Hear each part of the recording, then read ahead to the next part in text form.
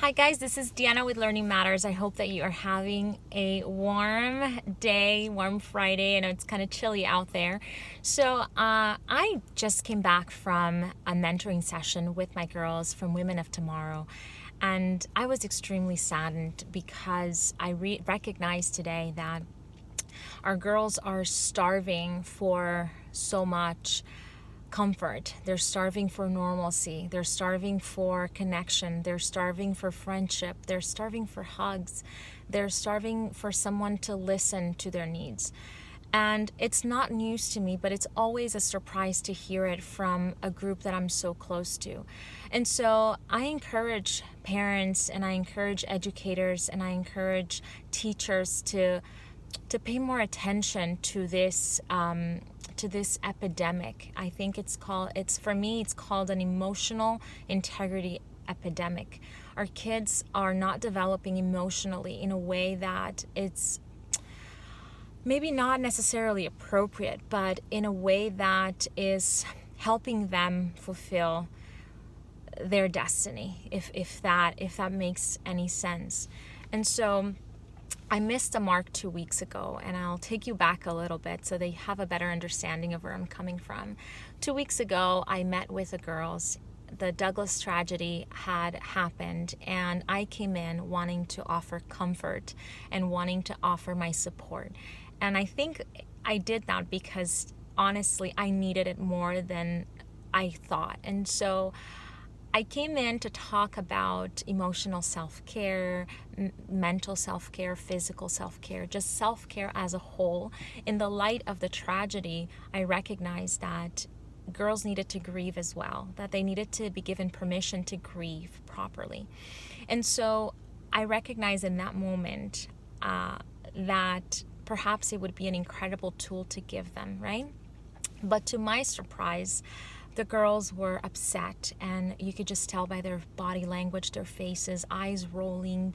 I mean, it was just a very awkward session for me. And I remember leaving with this feeling of, oh, I missed the mark. I really, I don't know. I think they needed something else, and I was not able to provide it for them. So, in preparing for my mentorship session today, I spoke with a co-mentor who is my mentor, Chaplain Laura. She is incredible, comes in with so much faith and so much knowledge and just an incredible human being. And I told her, last time things didn't go as planned. I came in with good intention, but it just didn't pan out that way. The girls were not very receptive to what I had come in to offer. And so she, as a mentor, she encouraged me to think about it deeper and to said, how did you miss the mark? And would you be willing to own it and in tomorrow's session and perhaps just open your heart to the girls? And it was a little scary because I thought the fear of rejection and opening up this Pandora box again. But I decided today to come in and open up my heart and really apologize to them for me missing the mark, for me not really understanding and not being in tune in that moment to just sit with them and just allow them to tell me how best I could serve them that day, right? And so instead of having an open-ended question, what would today look like for you, right? I immediately came in and assumed that they needed something and went on to provide it. And so I apologized to them. I told them I missed the mark. And that just opened another incredible conversation about communication, about using our voices to speak truth, using our voices to just tell others about our thoughts, our concerns, our feelings, to not shut ourselves down, not retrieve from speaking the truth because we don't think that other people can listen or will accept it. And most importantly, it allowed us to open this forum of conversation to what is your truth, right? And what an incredible session today. I mean, as heartbroken as I am, because I am, in listening to the needs of these girls, I also recognize this incredible opportunity for me as a coach to be able to guide them, to be able to use that as my fuel to provide them with the tools they need, right? And I always tell them, Women of Tomorrow is not just about academics, right? I think that the concept itself of being what is it to become and be a woman of tomorrow, it's really, for me, it's working on the woman of today, right? And it's developing the spiritual and emotional and psychological aspect and academics aspect of a human being, because we are multifaceted and there's different areas to us that have to be addressed, and it's not just performance, right? And so I've always been very clear about that with the girls. When they opened up to talk about their truth broke my heart. We had girls whose truth were to have a friend, to get reassurance, to cry, to be cuddled, to be comforted, to be motivated, to be heard.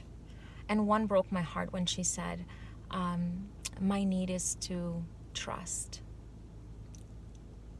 This is a 16-year-old. My need is to trust, and I want to cry, and I can't cry.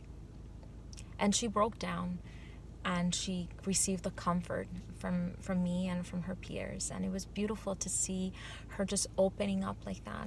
And so this is the privilege that I get, to provide a safe space for girls who are starving for more connection and starving for us as adults to come and really reassure them. They're not these adults that we make them to be. They have real needs, and oftentimes we want to make them more responsible than they should at that age. And so I just really encourage you today, as a mentor, as a teacher, as a parent, as an educator, as a friend, as a family member, to listen to your teen. Sometimes they withdraw. Sometimes they prefer to not speak their truth because they don't know and they don't believe that their truth will be heard or it will be accepted, and they're afraid of rejection, and they're afraid of judgment. And one of the girls at the end of the session asked me if I could refer her to a group outside of the school where she would feel safe enough and not judged. Can you believe this? That these are the conversations that we're having inside our schools. And another young lady said, I like for people to have a more open mind, because she doesn't feel heard by the opinions and thoughts that she has. And look, it gives me chills just to think about what they're going through. And so I want to encourage you to really pay attention to your teenager and listen to not just what they're saying, but how they show up in the world.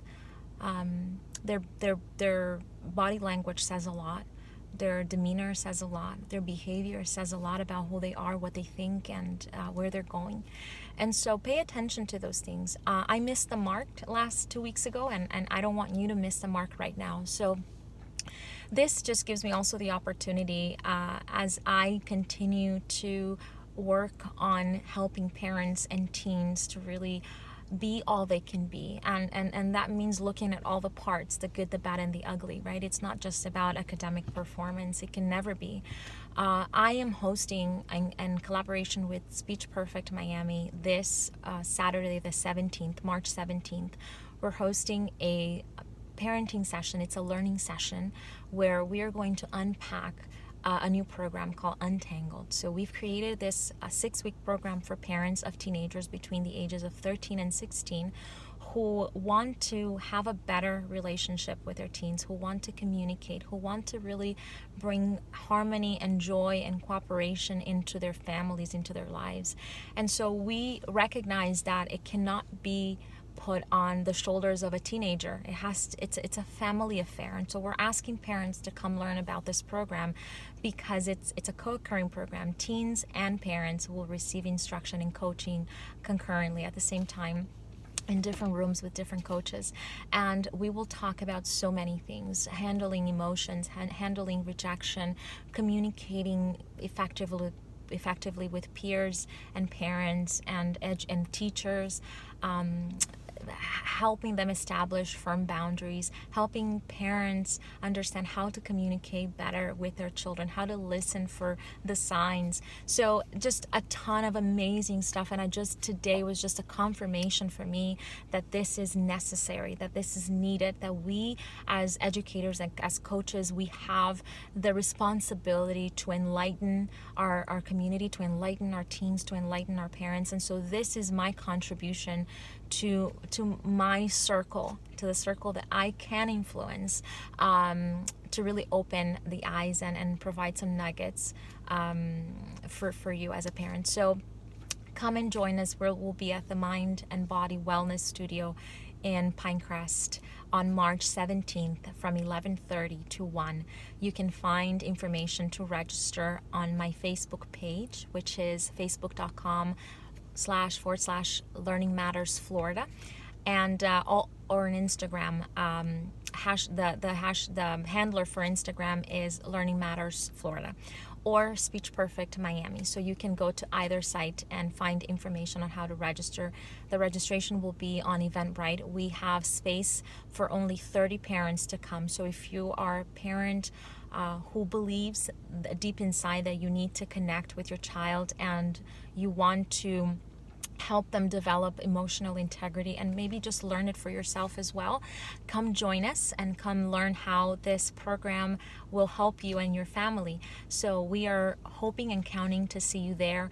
Join us, join our tribe in really wanting to bring our teens more connection, to bring them, to feed that emotional vacuum that they have, to really feel it with tools so that they feel connected, they feel that they belong, they feel heard, they feel loved. So I hope that I will see you there, and until then, keep warm today. Bye.